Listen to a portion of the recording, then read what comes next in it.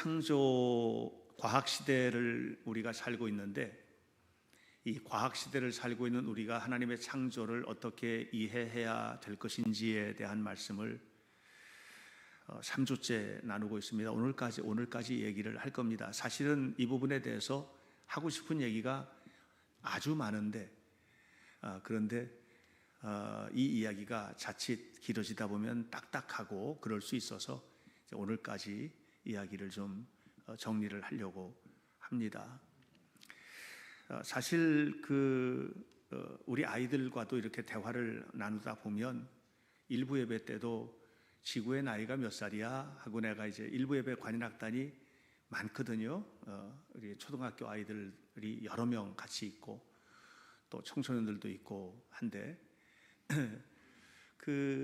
물어봤더니 46억 년이요 그러더라고요. 예, 그러니까 다들 이런 것들을 알고 있는 거예요. 학교에서 다 배웠어요. 우주의 나이가 몇 살이나 됐고 지구의 나이가 몇 살이나 됐고 이런 것들을 다 배워왔기 때문에 그 진화에 관해서 받아들이기도 또 뭐 어렵고, 원숭이로부터 진화가 됐다니까 이거 받아들이기도 어렵고, 또 학교에서 진화론을 배웠는데 교회에서는 하나님이 창조했다고 하는데 이것도 또 딱히 마음에 확 와닿는 것도 아니고, 갈등을 겪다가 이런 부분들이 어디까지 가느냐 하면 교회를 안 나오게 만듭니다. 이런 일들이 벌어지게 되는 거거든요. 매우 위험하죠. 사실 아이들뿐만 아니라 여기 앉아 계신 여러분들도 좀 비슷할 거라고 저는 생각을 합니다. 예. 창조는 교회에서나 하는 얘기지 세상에 나가봐라 아무도 창조 안 믿고 말하지도 않는다. 학교에 가봐라 모두 과학을 배우잖아 이렇게 이제 하는 거거든요. 문재인 정부 당시에 중소벤처기업부 장관 후보자 청문회가 열렸는데요. 제가 누구라고 말씀을 드리지는 않겠습니다. 중소벤처기업부 장관은 과학자들이 주로 이제 합니다. 물론 사업가들이 하기도 하지만 과학자들이 미국에 가서 공부도 하고 공부 많이 한 과학자들이 합니다. 그런데 장관 후보자로 나왔던 분이 어떤 분이라는 걸 알게 됐냐면 예수님을 잘 믿는 사람이라는 것을 국회의원들이 알았습니다. 그리고 이 사람이, 여러분 혹시 들어보셨습니까? 창조과학회라고. 이 창조과학회에서 활동도 했던 분이라는 것을 알게 됐어요. 그래서 질문을 한 겁니다. 지구의 나이가 몇 살입니까? 하고 여러 가지 질문하다가 지구의 나이가 몇 살입니까? 하고 질문했어요. 몇 살이라고 했을 것 같아요? 지구의 나이 한번 말씀해 보세요. 여러분 몰라요? 모르면 모른다고라도 좀 해요. 아니 모르면 모른다고라도 해야지 뭐 이게 얘기가 되지. 아니 일부 예배 때는 좋았어요. 46억 년이라고 아이가 얘기해 줬어요. 그래서 내가 고맙다고 이렇게 했어요. 빅뱅 우주론, 이것을 이제 우주를 해석하는 굉장히 중요한 과학적 원리로 생각하는 사람들에게 있어서는 우주의 나이가 138억 년, 지구의 나이는 46억 년이 되었다고 그렇게 이야기를 하거든요. 근데 지금 그 계산도 이제 수학적 계산을 하는 건데 45억 6,700만 년 이렇게 정확하게 얘기를 합니다. 근데 이 청문회에 나오셨던 장관 후보자 과학자잖아요. 뭐라고 했을까요? 6,000년이라고 했습니다. 6,000년. 6,000년이 어디서 나왔을까? 여러분 창세기 1장에 보면 창조 이야기가 나오죠. 며칠 동안 창조됐어요? 6일 동안 창조됐죠. 그 다음에 아담 나오죠. 아담부터 족보 나오죠. 족보의 나이 다 나오죠. 몇 살 살고 죽었다, 몇 살 살고 죽었다 다 나오죠. 이걸 일일이 계산하면 약 6,000년 정도 됩니다. 아셨어요?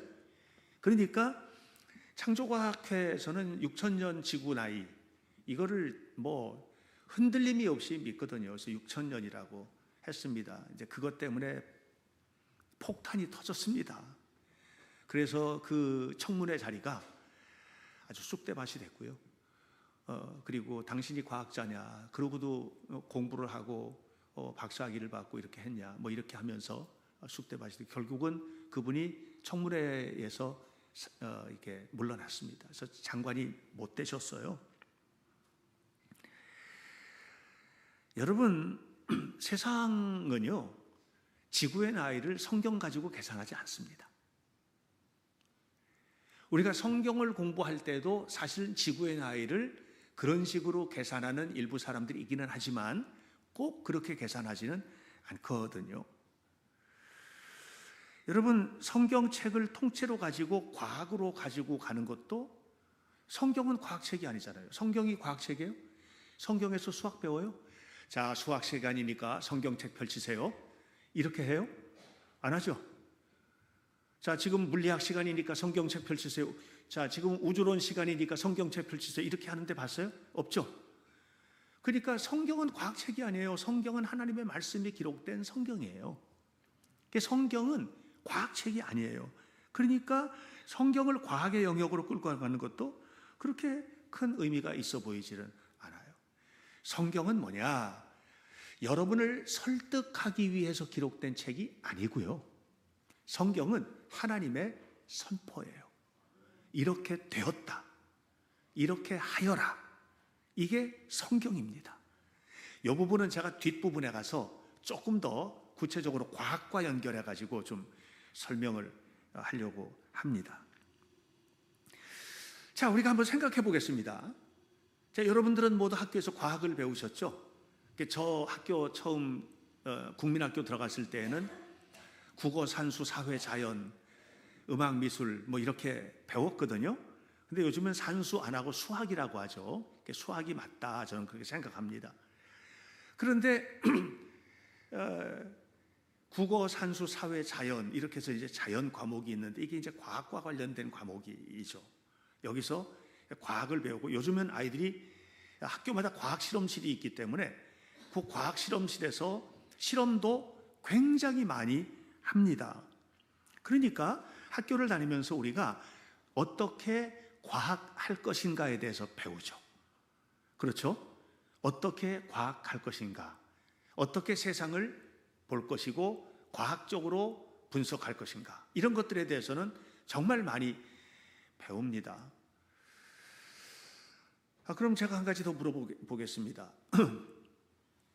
학교에서 혹시 오래된 고전 문학이나 이런 것들을 어떻게 해석할 것인지에 대해서 배워본 적 있으세요? 있으세요 혹시? 우리 김대인 장로님 혹시 배워보셨어요? 고대의 문서들을 어떻게 해석하고 분석할 것인지 이런 거 배워본 적 있으세요? 없으시죠? 없으실 거예요. 김대인 장로님이 없으면 없는 거예요. 제일 똑똑한 분이기 때문에 여러분들 그렇게 하시면 돼요. 저분이 없으면 다 없는 거예요. 배워보셨어요? 아니, 반대하실 분 계세요? 우리 교회 또 뭐 의사도 계시고 약사도 계신데 우리 권 권사님 한번 좀 제가 주일날 예배 시간에 이렇게 묻고 대답하고 죄송합니다만은 어떻게 배워보셨어요? 안 배워보셨어요? 뭐 하셨어요? 그런 것도 안 배우고. 자, 보세요. 우리는요, 과학적 머리만 채웠어요. 그리고 어떻게 오래된 문서들을 해석을 하고 이해를 할 것인가에 대해서는 1도 배워본 적이 없어요. 1도 이거는 어디서나 배우느냐 하면, 아니, 그 국문과에 가도 그런 거죠. 국문과에 가도 뭐 시가나 가사문학이나 이런 거 아주 오래된 고대 거가 아니잖아요. 그 정도 해석하는 거 배우는 뿐이지 고대 문서 이런 것들을, 수메르 문서 무슨 뭐 이런 거 배우는 거 훈련 받아본 적이 있습니까? 없잖아요. 이게 무슨 말인지도 모르시잖아요. 수메르 문서가 뭔지. 그런 거예요. 그런데 그런 머리를 가지고 성경을 붙들고 이 성경이 진짜인지 아닌지를 분간해내겠다고 하면 무슨 얘기냐? 수술 경험이 한 번도 없는 사람이 심장병 수술하겠다고 덤벼드는 거나 똑같아요. 지금 세상이 성경을 바라보는 관점을 저는 그렇게 봅니다. 여러분, 그렇잖아요? 우리가. 그래서 우리가 성경을 배운다고 해도 성경이 이게 고대 문서거든요.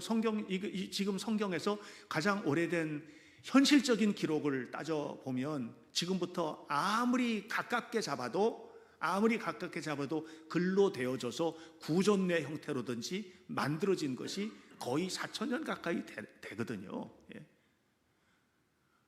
그런 것들을 우리가 듣고 그것을 가지고 이게 오늘날 과학의 눈을 가지고 해석을 하겠다? 이건 어림도 없는 얘기다라고 생각을 합니다. 결국은 성경을 잘 다루는 방법을 모르고 우리는 과학만 배웠기 때문에 어떻게 합니까? 과학을 가지고 성경을 난도질을 하는 거예요. 얼마나 어리석은 일인지 몰라요. 지금 세상이 성경을 접근하는 방식입니다. 과학을 가지고 성경을 해석하려고 들어요. 해석이 되겠어요? 안 되죠, 당연히. 제가 너무나도 좋아하는 프랜시스 베이컨이라는 그 근대 과학의 아버지라고 하는 분입니다. 프랜시스 베이컨이 이런 얘기를 했어요. 이분은 철학자이기도 하고요.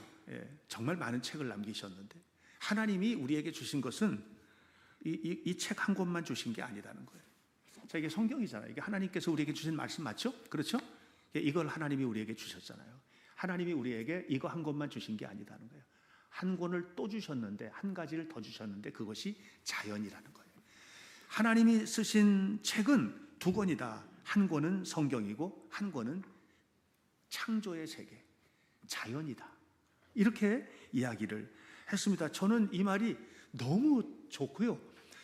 이 말을 딱 들으면 성경의 해석이 훨씬 더 잘 되고 자연을 보는 눈도 훨씬 좋아집니다.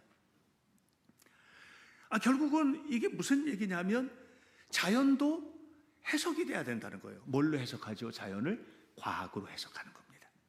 자연은 과학으로 해석하는 겁니다. 그래서 과학자들이 이 자연이 이게 어떻게 되는 건가? 이 물은 어떻게 만들어졌나? 이게 수소 2개 더 산소 하나로 엉켜지면 물이 되는구나. 이런 것들을 다 해석해내는 거예요. 이걸 저는 이게 과학 활동이라고 생각하고, 이런 과학 활동은 뭐예요? 자연을 해석하는 과학자들의 노력인 거죠. 성경을 해석하는 건 누가 합니까? 신학자들이 하죠. 그것을 신학 활동이라고 합니다. 과학 활동은 세상이 어떻게, 자연이 어떻게, 프랜시스 베이컨에 말하면 창조 세계가 어떻게 운행되고 되는지에 대한 것을 알아내는 것이에요. 그거를 노력을 하고 분석을 하고 해석을 해내는 거예요. 신학 활동은 하나님이 우리에게 선물하신 이 말씀이 어떻게 우리에게 구체적으로 적용되고 우리는 이 말씀을 따라서 어떻게 살 수 있는지에 대한 이야기를 하는 거거든요. 성경은 해석이 돼야 돼요. 건강하게 해석돼야 돼요. 제가 설교하죠, 주일마다. 이게 뭐 하는 거예요? 신학 활동을 하는 겁니다. 그래서 성경을 건강하게 끊임없이 읽고 또 참고하고 해서 해석을 해내는 거예요. 이게 제가 할 일이에요.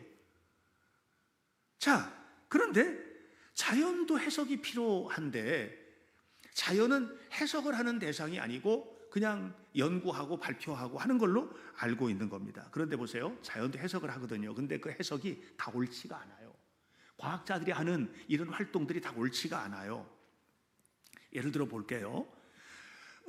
아리스토텔레스라고 하는 분 얘기를 제가 여러 번 했는데, 왜냐하면 이분이 이제 그 학문적 과학 활동의 시작이라고 보기 때문에, 아리스토텔레스가 기원전 4세기 사람이에요. 기원전 4세기. 예수님이 오실 때로부터 그 거꾸로 들어가서 거꾸로 1년, 2년, 3년, 4년, 5년에서 100년까지가 1세기, 100년부터 1년, 2년, 3년, 4년 가서 200년까지가 2세기, 이렇게 가는 거예요. 기원전 4세기 사람이에요. 근데 그때 이 아리스토텔레스가 무슨 얘기를 하느냐 하면 이렇게 얘기를 합니다. 지구는 우주에 고정이 돼 있고, 그리고 해가 지구 주변을 뱅뱅 돈다, 이렇게 생각을 했어요. 맞아요? 틀려요? 뭘 틀려요? 맞지요? 볼래요? 한번 영상 한번 볼래요? 한번 보세요. 자, 저기 보세요. 저게 지구거든요. 자, 보세요 이제. 아니, 왜? 앞에 거. 그렇지. 아니, 그 말고 왜 이래? 네. 그래요. 네. 지금 보면 지구는 있잖아요. 해가 봐요. 해가 떠오를 거거든요. 와라, 올라왔다. 저렇게 오르잖아요. 그리고 쭉 올라오죠. 이렇게 올라와서 그 다음에 어떻게 돼요? 그 다음에 볼게요. 예, 그만하면 됐어요. 다음 거. 자, 이제 해가 넘어가라. 짠. 지구가 움직여요? 태양이 움직여요? 여러분 과학을 말하지 마세요. 눈에 보는 대로 말하세요. 태양이 고마워요. 계속 집사님 너무 착하셔요. 예. 세상에 나가서 그렇게 말하면 바보 소리를 듣겠지만 여기서는 너무 잘하셨어요. 예.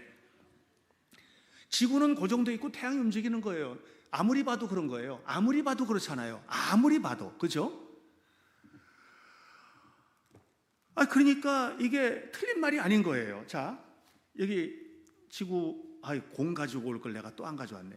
공이 필요한데. 여기 이게 지구라고 생각해요. 옛날 사람들은 지구가요, 동그랗다고 지구가 동그래요? 평평해요? 보는 대로 말해요. 거짓말하지 말고 좀 보는 대로 말해. 아니, 내가 실망할 것 같아요. 박필수 권사님이 고등교육을 받았으니까 말해보세요. 지구가 봐요, 지금 평평해요, 동그래요? 저 봐요, 평평하대잖아요. 저렇게.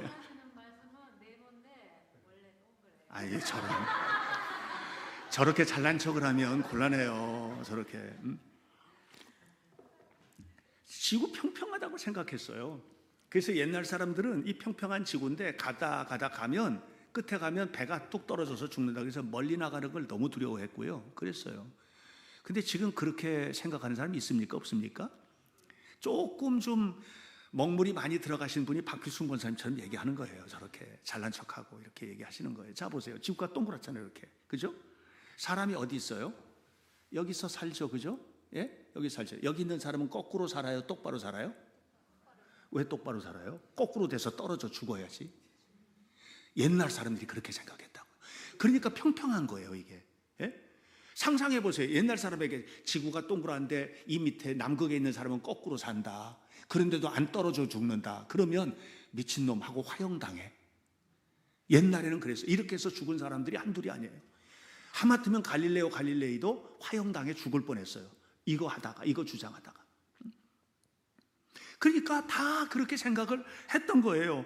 그러나 지금은 그렇게 생각하지 않아요. 몇 년 동안이나 바로 이 아리스토텔레스의 주장이 통했냐, 먹혀 들어갔냐? 16세기까지. 그 기원전 4세기부터 16세기까지 자연의 해석을 어떻게 했어요? 똑바로 했어요? 잘못했어요? 잘못했죠. 여러분, 과학자들이 다 똑바로 해요? 아니에요. 지금은 다 맞아요? 그렇지 않아요. 지금도요, 과학자들이 이거 맞다라고 그냥 열변을 토하고 네이처라는 과학 잡지에 내고 노벨상을 받는 그런 일들이 벌어진 사람도 조금 있다가 그게 아무것도 아닌 것처럼 폐기 처분되는 것들이 많아요. 좀 이따 또 얘기하겠지만 지금 빅뱅 이론이라는 그 이론 자체가 흔들리고 있어요. 잘못된 것 같은데? 이렇게. 저 우주과학을 연구하는 사람들에게 빅뱅 이론은요, 교과서예요. 틀림없이 맞는 얘기라고 생각하는 거예요. 그런데 그게 아니라는 거예요. 결국은 중요한 게 이 지구가 중심으로 우주가 움직인다는 이런 우주론이 무려 2000년 동안 모든 사람을 지배했고, 지금은 어린 아이들도 아까 임계숙 집사님이 이제는 성장해서 이제 다 컸어요. 지구가 움직여요? 태양이 움직여요? 그렇죠. 저렇게. 아까는 태양이 움직인다고 얘기해놓고 뻔뻔스럽죠? 예, 이렇게 지구가 움직이는, 이렇게 바뀌게 되는 거예요. 이것이 과학을 해석하는데 해석을 하는 방법들이 굉장히 다양해지고 또 조밀스럽게 되고 또 구체적이 되다 보니까 이제는 속속들이 해석을 거기서 할 수 있게 되는 것입니다. 옛날에는요, 다 태양이 움직인다고 생각했어요. 마틴 루터도 그랬어요. 종교개혁자 마틴 루터가 뭐라고 그랬냐면, 자 봐라, 여호수아가 해를 멈춰 그랬지 지구 멈춰 그러지 않았지 않냐. 잔 깔뱅이 장로교회를 만드신 분이지 않습니까? 잔 깔뱅도 뭐라고 그랬냐면, 지구는 그냥 팍 꽂아놓은 것처럼 고정돼 있다, 이렇게 얘기를 했습니다. 그러나 지금은 아무도 그렇지가 않습니다. 결국 자연은 건강하게 해석돼야 되는데, 저는 제 마음은 우리 교회의 아이들이 지금 뭐 다 이렇게 잘 자라고 있는데, 이렇게 커가는 아이들이 많은 과학자들도 나오고 학교에서 정말 노벨상을 탈 수 있는 아이들도 여기서 성장을 해서 노벨 물리학상도 받고 화학상도 받고 뭐 이런 사람들이 배출이 되고, 그래서 자연을 해석하는 탁월한, 하나님이 만드신 창조 세계를 내가 하나님이 왜 이것을 만드셨는지 하는 것을 깊이 다루고 또 깊이 연구하고 또 깊이 연구해서 내가 밝혀내리라, 그래서 하나님의 이름을 높이리라라고 하는 이런 그 각오를 가지고 연구하는 그런 아이들이 많았으면 좋겠다고 하는 것이 목사로서의 제 기도 제목이에요. 그런데 성경도 똑바로 해석이 돼야 돼요. 여러분, 아까 우리가 말씀했던 것처럼 그 시편 104편 5절 오늘 핵심 말씀인데 같이 한번 읽어볼게요. 시작. 주께서 땅에 기초를 놓으사 영원히 흔들리지 아니하게 하셨나이다. 주께서 땅에 기초를 놓으사 영원히 흔들리지 않게 하셨다 그랬어요. 또 전도서 1장 5절 말씀에 보면 1장 5절은 뭐 나중에 저건 좀 볼 건데 나중에 보도록 할게요. 자, 이렇게 기초를 딱 만들었다. 그러니까 흔들리지 않게 했고, 또 해가 전도서 1장 5절 말씀처럼 동쪽에서 떠서 서쪽으로 지고 이게 계속해서 이렇게 지나가고, 이렇게 지구는 고정되어 있는 것 같이 이렇게 이야기를 하지만 이건 과학을 말하는 게 아닙니다. 과학적 원리를 얘기하는 것이 아니고 하나님이 우리를 얼마나 든든하게 붙들고 계시는지에 대한 해석이 필요한 말씀이에요. 그 성경을 바르게 해석하지 못하면 어떻게 되느냐면 중세 교회처럼 고집스럽게 되는 거예요. 아닌데 그런 것처럼 믿게 되는, 그게 아니거든요. 성경을 하나님이 왜 주셨느냐? 성경은 우리에게 하나님 나라를 보고 하나님 나라를 살아가도록 하기 위해서 주신 말씀이에요. 그러니까 이 성경 안에 있는 내용들이 하나님께서 나에게 왜 주셨고 이 말씀을 가지고 내가 어떻게 살아야 될지 하는 것들을 깊이 생각하지 않으면 어리석은 신학에 빠질 수 있다는 사실을 아셔야만 합니다. 성경에 보면 젖과 꿀이 흐르는 가나안 땅에 관한 이야기 나오죠. 자, 성경 한 구절 우리 함께 좀 보도록 하겠는데 출애굽기에 있는 말씀입니다. 보여주세요. 같이 한번 읽어요. 시작. 내가 너희를 애굽의 고난 중에서 인도하여 내어 젖과 꿀이 흐르는 땅으로 올라가게 하리라. 저희 가나안 땅인데 가나안 땅에 뭐가 흐른다고요? 젖과 꿀이 흐르는 땅. 자, 제가 우리 김대인 장로님하고 한 번만 더 얘기 나눌게요. 장로님 이스라엘 갔다 오셨잖아요. 젖과 꿀이 흐르는 강 보셨어요? 못 보셨어요? 보셨어요? 젖이 막 흘러? 꿀이 막 흘러? 아니 젖과 꿀이 흐르는 강반. 저게 은유적 표현. 그렇게 저 배운 사람처럼 말하지 마시고 질문하는 것만 대답해요. 봤어 못 봤어요? 못 봤대 놓고 그걸 왜 못 봐요? 하나님 말씀에 저기 써 있는데 가서 봐야지. 이스라엘 갔다 오셨거든요. 저렇게 목사님이 설교를 하면 좀 꿍짝을 맞춰줘야 되는데 자기가 더 잘하는 것처럼 저렇게 앞서가 버리면 내가 어떡하란 말이에요. 자, 없잖아요, 그죠?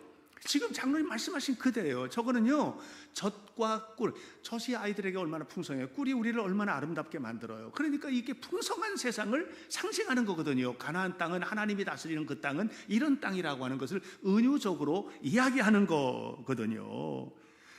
어떤 사람이 나는 저기 가가지고 진짜 젖과 꿀이 흐른다고 했으니까 하나님의 말씀이 거짓말이 1도 없지, 반드시 찾아내고야 말리라 하고서는 샅샅이 뒤진다고 하면 이런 바보 같은 행위가 어디 있겠느냐고요. 그건 아니거든요. 그러니까 성경에 나오는 표현을 우리가 어떻게 이게 표현되었는지 하는 것들을 알아야 돼요. 제가 아부다비에 갔다 온 적이 있어요. 혹시 아부다비 다녀오신 분 계십니까? 아마 없으실 것 같은데, 아부다비 가면은요, 거기에 페라리, 포르쉐, 람보르기니 어마어마한 차들이 그냥 쌩쌩 날아다닙니다.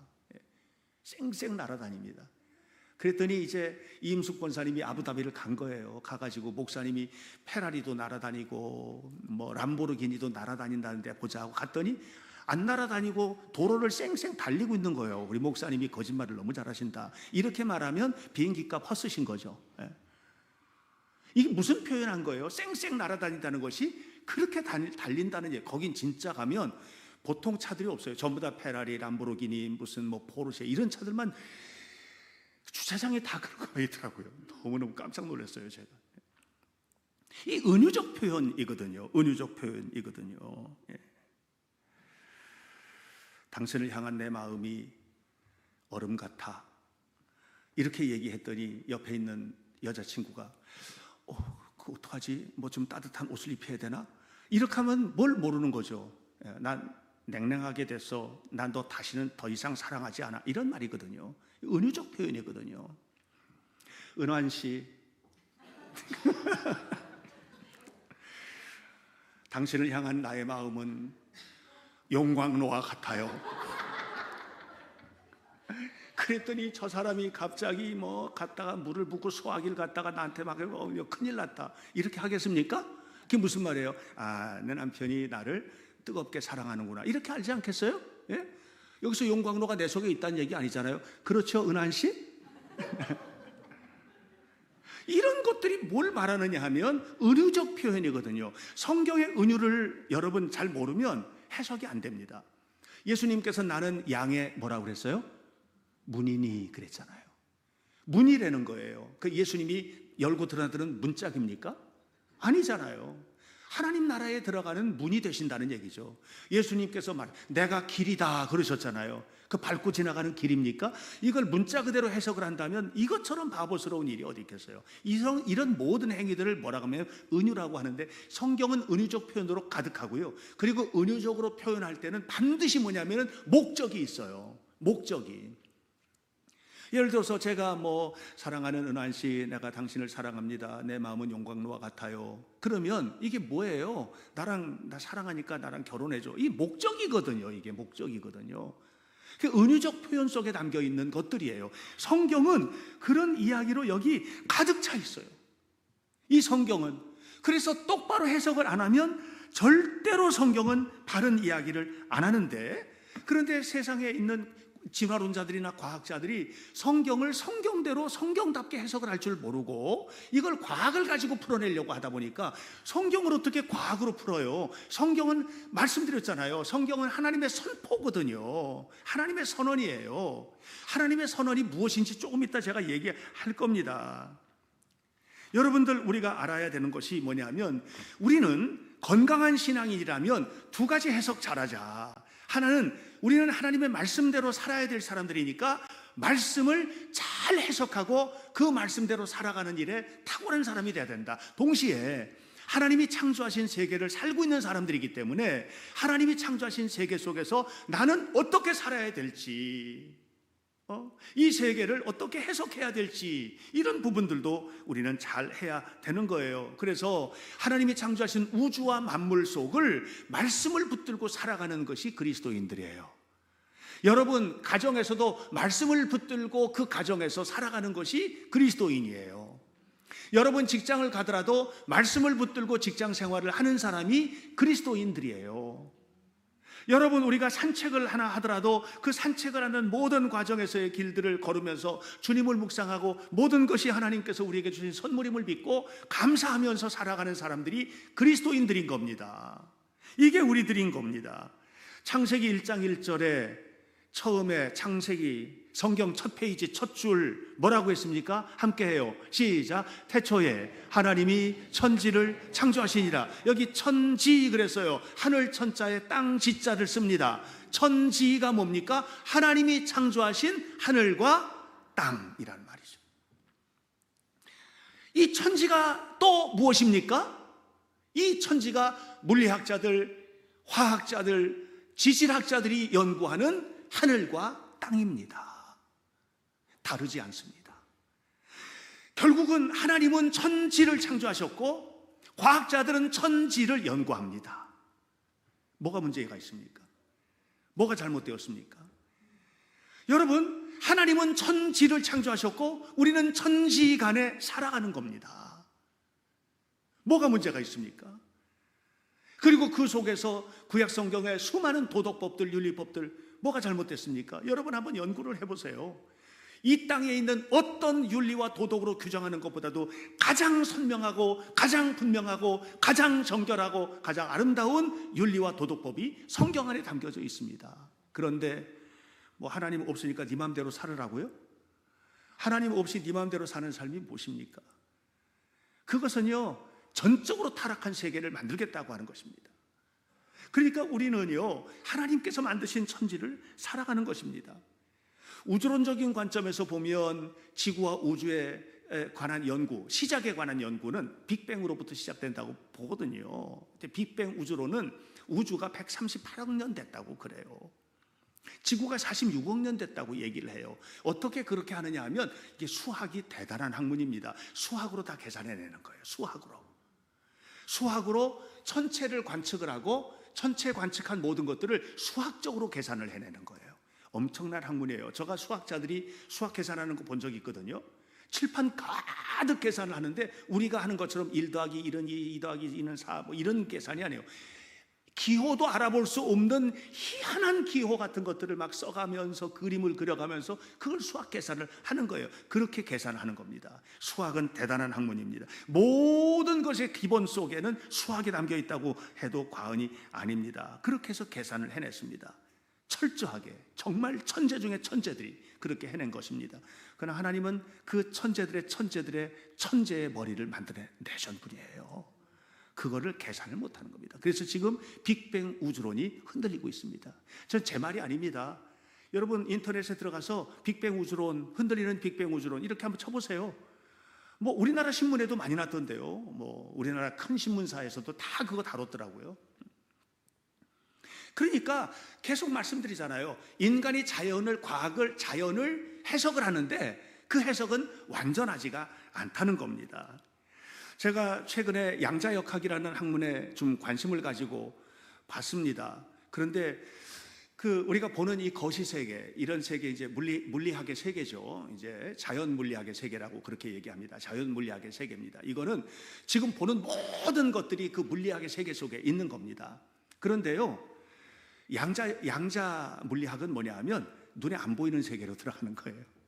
눈에 안 보이는 세계. 눈에 안 보이는 세계 속으로 들어가면 그 끝에 뭐가 나오느냐 하면 원자가 나옵니다. 이 원자의 세계 속에 양자 물리학이 담겼어요.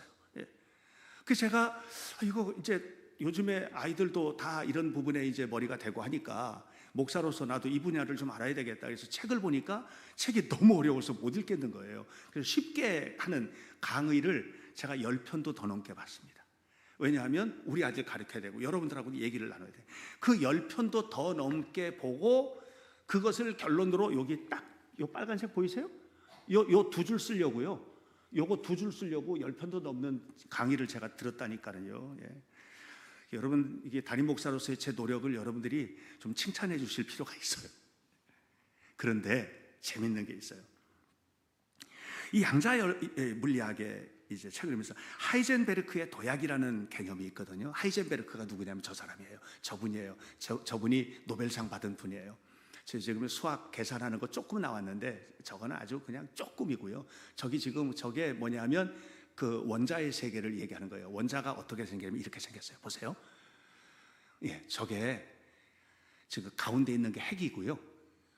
주변에 돌고 있는 게 전자예요. 전자. 예. 저 전자의 수가 8개거든요. 저거 원소기호 뭔지 아시는 분은 제가 진짜 짜장면 제가 사드릴게요. 전자의 수가 8개네요. 최재원 권사님. 응? 모른다고 해요. 근데 고마워요. 모른다고 해줘서. 저기 도는 전자가 하나면 수소예요. 그래서 원소기호가 1번이에요. 근데 저거는 지금 8개가 돌거든요. 8개가 돌면 원소기호가 8번이에요. 8번은 우리에게 없어서는 안 될 원소예요. 산소. 예. 저게 산소 원자예요. 산소 원자. 근데 이렇게 돌잖아요. 근데 연구를 해보니까 그냥 도는 게 아니네. 어떻게 되냐면은 이게 핵이 있잖아요. 그럼 이 주변에 이제 전자가 돌죠. 도는데 이게 돌다가 반지름 예를 들어서 1m 반경을 돌다가 툭 하고 2m로 갔네. 그 다음에 다시 턱 하고 1m로 오고 이러는 거예요. 얘가요. 그렇게 도는 것처럼 보이는데 그러는 거예요. 그래서 뭐 이렇게 넓어질 때는 빛을 발산하고 다시 올 때는 빛을 흡수하고 막 이런 것들이 있는 거예요. 근데 자, 모든 물체는 보세요. 제가 좀 앞으로 나가도 되죠? 앞으로 나갈게요. 온라인으로 예배하시는 분들은 잠깐 벙어리가 될 수도 있습니다. 용서하시기 바랍니다. 자, 제가 여기 있습니다. 여기 있는데 여기서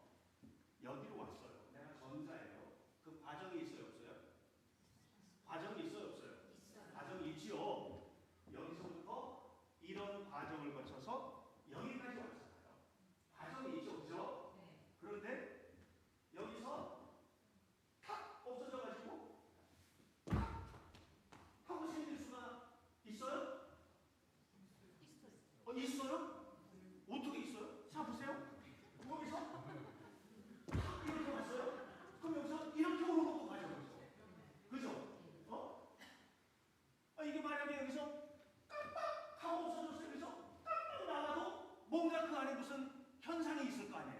그렇죠? 아무리 찾아도 못 찾는 거예요. 아무리 찾아도. 그런 현상들이 벌어지는데 하이젠베르크가 아무리 찾아도 그걸 못 찾겠는 거예요. 그래서 하이젠베르크가 뭐라고 했냐면 그냥 전자가 도약했다고 하자. 그래서 하이젠베르크의 도약이에요. 이런 거 연구해가지고 노벨상을 받았어요. 아니 나도 그 말은 할 수 있는데. 나도 그 말을 할 수 있는데. 장로님 추천 좀 해줘요. 노벨위원회. 아무리 연구를 해도 안 되니까 그냥 이름 갖다 붙여놓은 거예요. 과학자는 하다 이해가 안 되면 뭐라고 하느냐면 그냥 이름 딱 붙여놓고 그것이 하나의 명칭이 돼요. 하이젠베르크의 도약이다. 이렇게 얘기를 하는 거예요. 예. 여러분, 하나님께서 우주를 창조하셨어요. 전자 하나가 여기서 요만큼 그 눈에 보이지도 않는, 전자가 얼마나 작으냐 하면, 원자가 얼마나 작으냐면 원자를 동전 크기만하게 크게 만들었다고 해요. 그러면 10원짜리 동전 크기만하게 만들었다고 하면 이 크기 과정을 생각하면 얼마나 되느냐면 10원짜리 동전 크기가 지구 덩어리만하게 되는, 그만큼 작아요. 원자가. 그 원자 핵 주변에 전자가 이렇게 돌잖아요. 이 간격이 얼마나 뭐냐 하면 보세요. 이 도는 이 핵을 태양만하게 만들면 이 주변에 돌고 있는 게 얼마나 멀리서 돌고 있느냐, 태양에서부터 명왕성까지의 10배 거리를 도는 것 같아요. 어마어마하죠. 그런 초미세의 영역을 연구를 하는 거예요. 근데 툭 튀고 하는 거를 발견을 못하니까 하이젠베르크의 도약이라고 하는 거예요. 이거 하나도 밝혀내지를 못해서 그냥 명칭을 붙여놓고 그렇다 하자 이렇게 하는 거예요. 근데 그 머리를 가지고 하나님의 창조를 분석하겠다고 해요? 그 머리 가지고? 여러분, 그 과학적 실력을 가지고 하나님의 창조를 말한단 말이에요? 있다 없다를? 하이젠베르크는 전자가 이쪽에서 깜빡 이쪽에서 깜빡하는 현상을 도약이라고 명칭을 했다면, 하나님은 내가 이 모든 세상을 이렇게 했어 라고 말씀하시는데 그 말씀을 창조라고 하는 겁니다. 하나님이 우주와 만물을 창조하셨습니다. 하이젠베르크는 그런 현상을 보면서 이것으로 노벨상을 탔단 말이에요. 우리는 어떻게 하느냐? 하나님의 창조라고 하는 것을 믿음으로 받아들임으로써 건강한 삶이라는 노벨보다도 더 훌륭한 삶을 살아내는 겁니다. 사랑하는 성도 여러분, 오늘 우리가 이 땅을 살아가는 동안에 과학자들이 하는 일을 하나님의 말씀보다 더 신뢰하는 어리석음을 범하지 않게 되시기를 바랍니다. 과학은 우주의 모든 현상을 전부 다 규명해냅니까? 그걸 다 찾아냅니까? 못 찾아냅니다. 전자 하나가 이렇게 튀는 것도 찾아내지 못해서 도약이라는 명칭을 붙여 놨습니다. 그걸 모든 것을 다 규명해내지 못합니다. 그래서 지금도 끊임없이 과학 활동이 진행되고 있고, 이루어졌다고 하는 것들도 어느 순간인가 아니야 하면 쓰레기통에 처박히는 이런 과정들을 계속해서 밟아가는 것입니다. 그러나 성경은 과거에도 그렇고 오늘도 그렇고 앞으로도 영원토록 그 말씀을 진실로 믿고 하나님의 말씀을 따라 살아가는 사람들을 변화시키고 새롭게 하고 힘을 주고 영광을 드러내는 이런 삶을 살도록 격려하고 힘을 주는 말씀인 것입니다. 여러분, 우리는 하나님의 말씀을 1도 의심 없이 받아들이시기를 바랍니다. 하나님이 창조하셨습니다. 하나님이 창조하신 세계를 사는 것입니다. 과학은 무엇입니까? 하나님이 창조하신 세계를 찾아내고 발견해내고 연구해서 모든 사람들로 하여금 행복하고 평안한 삶을 살 수 있도록 하는 활동입니다. 그러면 성경을 우리는 어떻게 이해해야 될까요? 하나님의 말씀으로 받아들이는 것입니다. 믿음을 통해서 하나님이 만드신 세상을 바라보아야만 합니다. 그리고 그 세상을 우리는 정말 그리스도인답게 살아내야만 합니다. 이렇게 살아갈 때 하나님의 축복이 위로부터 우리에게 임하는데, 이루 말할 수 없는 하나님의 은혜와 축복이 우리의 삶 속에 이루어지게 될 줄로 믿습니다.